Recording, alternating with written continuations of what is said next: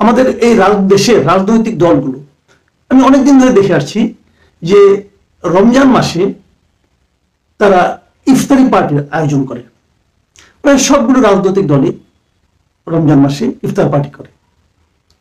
দেশের যে সরকার প্রধান তিনিও করেন, রাষ্ট্রপ্রধানও করেন, বিশিষ্ট ব্যক্তিরা তাতে যোগ দেন, আমন্ত্রিত ব্যক্তিরা যোগ দেন, যাদেরকে আমন্ত্রণ করা হয় তারা যোগ দেন। এবং এই ইফতার পার্টিগুলো একটু শান শওকতের মাধ্যমেই হয়। আমি নিজেও এবছরের রমজানে দুটো ইফতার পার্টিতে আমি যোগ দিয়েছি। আসলে সত্যি কথা বলতে কি, আমাকে এই দুটো পার্টি থেকে দাওয়াত করেছিল, অন্য কেউ দাওয়াত করেনি। আমাকে ইফতার পার্টির দাওয়াত দিলাম, যাই। ইফতার পার্টি মানে কি ইফতারের দাওয়াত আর কি। রোজা রাখার পর ইফতার সবাই করে একসঙ্গে। এটা একসঙ্গে আমরা ছোটবেলা থেকেও দেখে এসেছিলাম যে রোজার সময় একসঙ্গে সবাই যতটুকু সম্ভব যারা যারা থাকে, আত্মীয় স্বজন, বন্ধু বান্ধব, পরিচিত, সবাই একসঙ্গে ইফতার করেন। তো এরকম আমি দুই জায়গা থেকে ইফতারি দাওয়াত পেয়েছিলাম।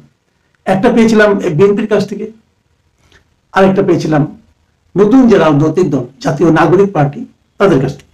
জাতীয় নাগরিক পার্টির ইফতারটা হলো গতকালকে, মানে মঙ্গলবার দিন। মঙ্গলবার দিন আমার খুব কাজ ছিল, আমি আমার যাওয়ার কথা ছিল রাতে। তারপরে আমি একটু তাড়াহুড়া করে হলেও ওখানে গিয়েছিলাম। এর মধ্যে আমাকে ওনারা অনেকে ফোন করেছিলেন যাতে আমি যাই, তো আমি নিজে গিয়েছিলাম।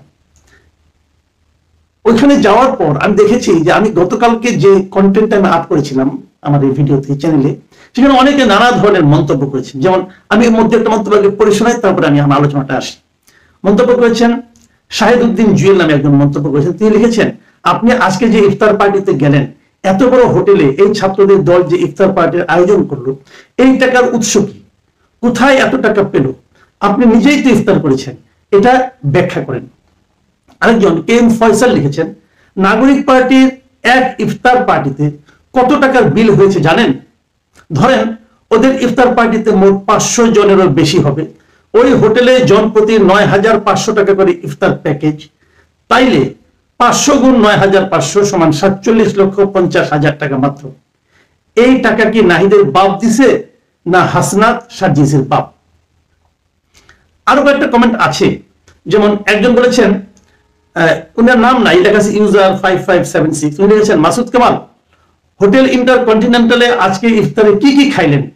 কাঙ্গাল গো, একটু জানাইয়েন। মানে উনি কাঙ্গাল, উনি কি জানাতে চেয়েছেন। আমি বলি অসুবিধা নাই, এখানে আলোচনা যেহেতু করতে বলেছি আমি বলি। ইন্টারকন্টিনেন্টালে যে ইফতার আয়োজন ছিল নাগরিক পার্টির, সেখানে ইফতারের টেবিলে আমি পেয়েছি দু ধরনের ছোট ছোট গ্লাসে 2 ধরনের শরবত। একটা খুব সম্ভবত রুহ আফজার শরবত, আর একটা হলো আপনার তরমুজের শরবত, ছোট ছোট গ্লাসে, কাপের মতো গ্লাস হবে। আর মানে এর সঙ্গে ছিল হালিম, ছোট একটা বাটিতে হালিম ছিল। আর ছিল মুড়ি ছিল, 1 বাটি মুড়ি ছিল 10 জনের একটা টেবিলে, 2 বাটি মুড়ি ছিল, ওই 2 বাটিতে যে যতটুকু নেয়। আর প্রত্যেকের প্লেটে ছিল ছোট একটা জিলাপি, একটা বেগুনি, একটা পেঁয়াজু, একটা চপ জাতীয় কিছু একটা ছোট, দুটো খেজুর। আমি যতটুকু মনে করতে পারি এই ছিল ইফতার। এবং আমি ইফতারি প্রত্যেকটা আইটেমে আমি অল্প অল্প করে টেস্ট করেছি, পুরোটা খাইনি, কারণ এগুলো আসলে আমি খুব বেশি একটা ভাজা পোড়া আমাকে খেতে না বলা হয়। তো আমি ভাজা পোড়া অল্প অল্প 1 কামড় 1.5 কামড় করে খেয়েছি আমি সবগুলি। এবং সত্যি কথা বলতে কি, হোটেল ইন্টারকন্টিনেন্টাল হতে পারে আমি জানি না, কিন্তু প্রত্যেকটা আইটেমই আমার কাছে অতি জঘন্য মনে হয়েছে, খেতে ভালো লাগেনি আমার কাছে। এতে ইন্টারকন্টিনেন্টালের ওনাদের মানে হতে পারে ভালো, ওই একটা কথা বলে না, কুকুরের পেটে ঘি হজম হয় না, হতে পারে সেই কারণে আমি হয়তো ওই মানের খাবারটা বুঝি না। আমার কাছে জিলাপিটা ভালো লাগেনি, পেঁয়াজুটা ভালো লাগেনি, একদমই ভালো লাগেনি পেঁয়াজুটা। আমার মনে হয়েছে আমি যে সবসময় যে ইফতার কিনি রাস্তার ফুটপাতের যে বেগুনি কিনি, সেই তুলনায় ওদেরটা কিছুই হয়নি, মানে খুবই নিম্নমানের। ইফতারির পরে ডিনারের ব্যবস্থা ছিল, মানে রাতের খাবারের ব্যবস্থা ছিল। আমি রাতের খাবারটা খাইনি, আমার পারিবারিক কিছু কাজ ছিল, আমি দ্রুত বেগে বাসায় চলে এসেছি ইফতার করে। তো তারপরেও যে 2 জন লিখেছেন তাদের প্রতি আমি অনার করছি, কারণ ওখানে বসে আমি অনেকে জিজ্ঞাসা করেছিলাম, এবং ওই নাগরিক পার্টির 2 জন নেতা পর্যায়ের লোককে যারা আমার কাছে এসেছিলেন তাদেরকে জিজ্ঞাসা করেছিলাম যে হোটেল ইন্টারকন্টিনেন্টাল ইফতারের আয়োজন করেছেন, এত টাকা কোত্থেকে এলো? আশা করি এই টাকাটা আপনি একটা হিসাব দিবেন। আমরা জনগণ আসলে জানতে চাই। আমি যে 2 জন দর্শক আমাকে জানতে চেয়েছেন তাদের প্রতি আমি অনার দেখে বলছি, আমি কিন্তু হিসাবটা ভাই চেয়েছি ওনাদের কাছে, কারণ ওনারা যখন মিটিং করেন আমি সেই মিটিংয়েরও কিন্তু হিসাব চেয়েছিলাম। কাজে আমি যদি মিটিং এর হিসাব চাইতে পারি, তাহলে ইফতার পার্টিতে যে ইফতারির খরচের হিসাব চাইবো না, এটা মনে করার কোনো কারণ নেই। তো ওনারা আমাকে বলেছিলেন, ভাই এখান থেকে যে কি আপনি আবার এটা নিয়ে কোনো কন্টেন্টে আমাদের প্রশ্ন করবেন? আমি বললাম অবশ্যই করবো, কেন করবো না?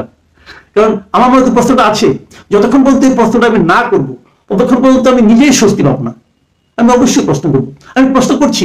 এবং পাশাপাশি দুদিন আগে, আমি একটু ফাঁক দিতে বলে নেই, দুদিন আগে বিএনপি আমাকে একটা ইফতার পার্টিতে দাওয়াত করেছিল, সেটা ছিল হোটেল ওয়েস্টিনে।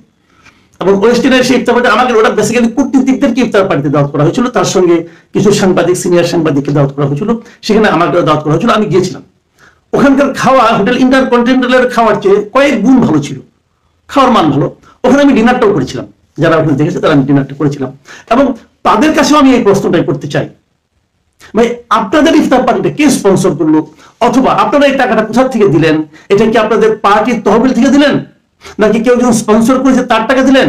এবং এই ইফতারে আপনাদের কত খরচ হয়েছে, এটা আমরা একটু জানতে চাই। আমাকে এর মধ্যে আমার হাতে আরো 2-3টে ইফতারের দাওয়াত আছে, আমি তাদেরকে ওই একই কথা জিজ্ঞাসা করবো, এখনই জিজ্ঞাসা করে যাচ্ছি। আমি ইফতারের বিরুদ্ধে যাবো, যাওয়ার পর যেমন এবি পার্টি আমাকে ইফতারের দাওয়াত করেছে 18 তারিখে, ওটা অবশ্য কোনো 5 স্টার হোটেল কিনা আমি যাই না, আমি ওখানে কখনো যাইনি, যে হোটেল দাওয়াত করেছে ওখানে কখনো যাইনি, ওটা একটা হোটেল বটে।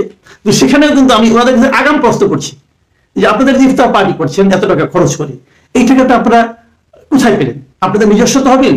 এই তহবিলটা কি করে আসলো? আপনাদের জনগণের পার্টি, কাজে জনগণকে জানান, অসুবিধাটা কি? জানাতে তো কোনো আপত্তি নাই। কাজে আমি আশা করি ওনারা এই উত্তরটা এর মধ্যে দিবেন, অথবা আমি গেলে আমি যাবো, আমি জানতে চাইবো। কাজে আমি জানতে চাইনি, এটা যারা মনে করছেন তাদেরকে আমি সবিনয়ে বলছি, ভাই আমি সকালে এক কথা বলা, বিকেলে আরেক কথা বলা লোক নই। যা বলি সকালে বিকালে সবসময় একইভাবে বলি, সবাইকে বলি। আমার যদি কোনো ব্যাপারে প্রশ্ন ওঠে, কোনো সন্দেহ জাগে, আমি যে কাউকে সে প্রশ্নটা করতে পারি, সেই করার মতো সব সাহসটা আমার আছে। কাজেই আমাকে নিয়ে সন্দেহ যারা করেন তাদেরকে সবাইকে ধন্যবাদ। আপনাদের এই সন্দেহ জারি রাখবেন, যাতে নাকি পরবর্তী সময়ে আমি জবাব দিতে দ্বিধা না করতে পারি। এখন আমি অন্য প্রসঙ্গটা আসি। সেই প্রসঙ্গটা হলো যে এই ইফতারি যে কালচারটা, আমি কিন্তু এই কালচারটাকে অপছন্দ করি না। অপছন্দ করি না কেন? আমাদের দেশে একটা জিনিস হয় যে রাজনৈতিক দলের নেতাদের মধ্যে চোখ দেখা দেখি বন্ধ, কথা বলা বলি তো বন্ধই। এই ইফতার এর একটা ধর্মীয়, একটা পবিত্র একটা অনুষ্ঠান, এই অনুষ্ঠানটা সবাইকে একত্রিত করতে পারে। একত্রিত করলে হাত মিলায়, কথা বলে, আমি মনে করি পরস্পরের বিরুদ্ধে যে হিংসার যে পরস্পরকে ঘৃণা করার যে প্রবণতাটা, যে কালচারটা, সেটা এতে দূর হয়।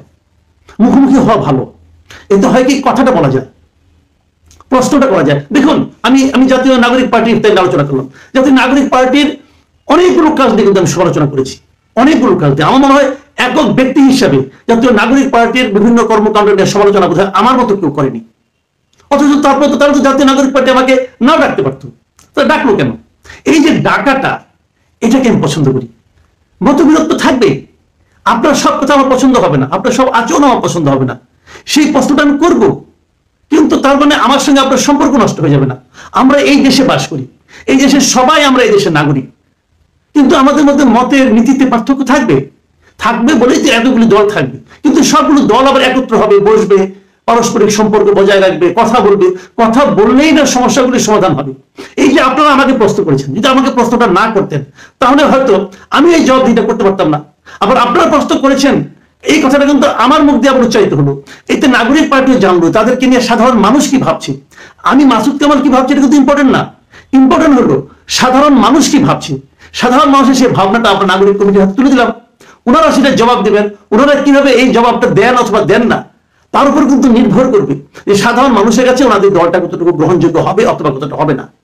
আমি এখানে যে বিএনপির শীর্ষস্থানের নেতাদেরকে দেখেছি, জামাতের নেতাদেরকে দেখেছি, নাগরিক ঐক্যের নেতাদেরকে দেখেছি, বিভিন্ন এমন কোন পার্টি নাই যাকে দেখিনি, মূলত আওয়ামী লীগ এবং জামাত জাতীয় পার্টি ছাড়া সবাই গিয়েছিল। ছাত্র দলের লোকজনকে দেখেছি, দেখুন কয়েকদিন আগে তো ছাত্র দলের সঙ্গে তাদের নানা রকম বিরোধ ছিল, কিন্তু ছাত্র দলের সভাপতি, সেক্রেটারি সবাইকে আমি দেখেছি এখানে। এবং যেদিন দেখেছি, দেখেন যেদিন দেখেছি সেই দিন এসে কিন্তু আমরা রাতের বেলা যে ছাত্র দল এবং রিজভী সাহেবের একটা বিষয় নিয়ে কথা বলেছি। এতে আমাকে অনেকে ফোন করেছেন, বিএনপি অনেকে আমার উপর দুঃখিত হয়েছেন যে কেন আপনি এটা বলতে গেলেন। তো আমি যেটা বুঝেছি সেটা বলেছি, আপনারা ব্যাখ্যা করুন, কোনো সমস্যা তো নেই।